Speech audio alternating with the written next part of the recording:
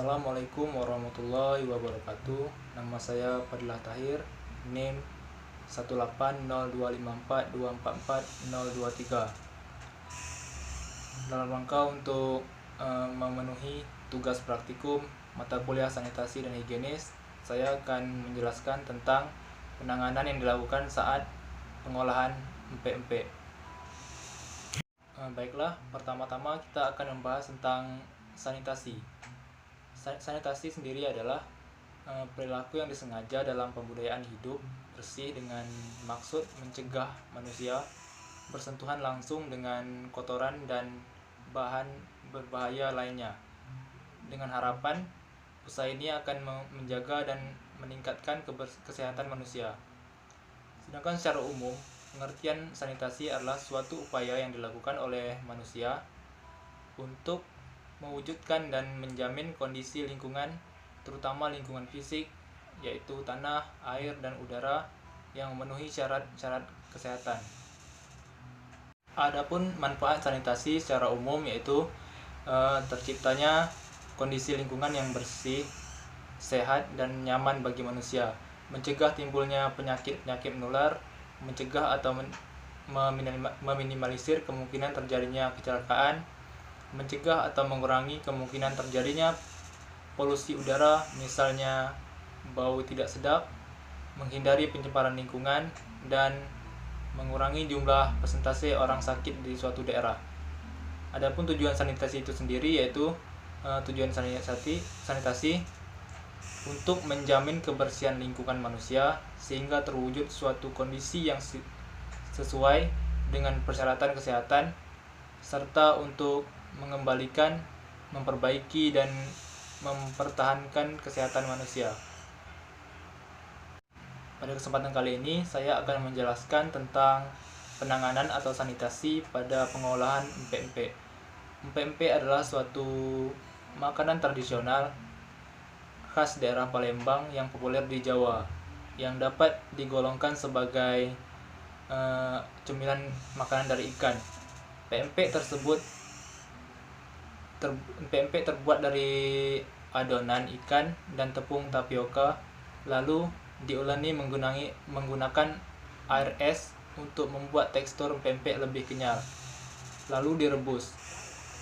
Adapun penanganan yang perlu dilakukan saat pengolahan yaitu yang pertama kali, sebelum pengolahan cucilah tangan, lalu pastikan kuku tangan dipotong sependek mungkin. Apabila terdapat luka pada jari tangan, diusahakan dikasih pembalut yang steril.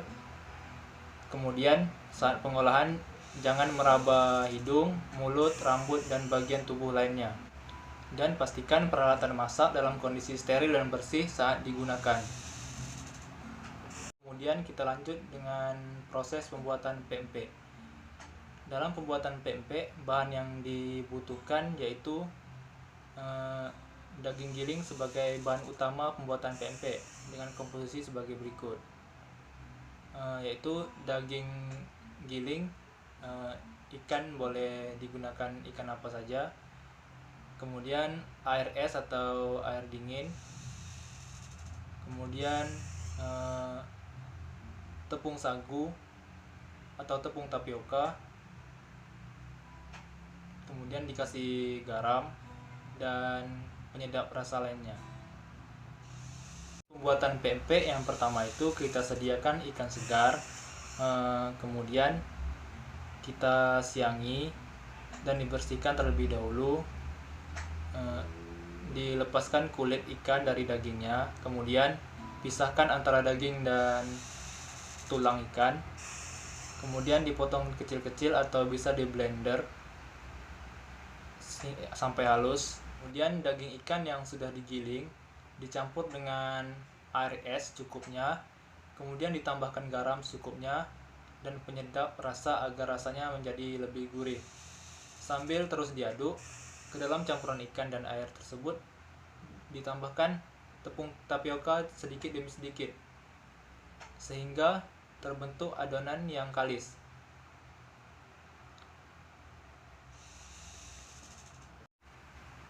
Lalu setelah adonan terbentuk, adonan tersebut dibuat menjadi bentuk empek-empek pada umumnya. Kemudian setelah dibentuk menjadi empek-empek, kita lakukan pengukusan atau perebusan sehingga matang. Setelah dilakukan pengukusan, kemudian pempek didinginkan terlebih dahulu, lalu dikeringkan. Setelah itu pempek bisa digoreng dengan minyak panas. Pempek yang sudah matang dapat disajikan di piring dengan kuah cuka yang asam pedas. Dan setelah semua tahapan proses pembuatan pempek dilakukan hingga selesai, jangan lupa untuk mencuci semua peralatan yang digunakan hingga bersih, lalu disimpan di tempat yang sudah steril untuk menghindari kontaminasi yang terjadi pada barang-barang tersebut. Baiklah, mungkin itu saja yang bisa saya sampaikan untuk penanganan atau sanitasi dan proses pembuatan pempek. Terlebih kurang saya mohon maaf. Assalamualaikum warahmatullahi wabarakatuh.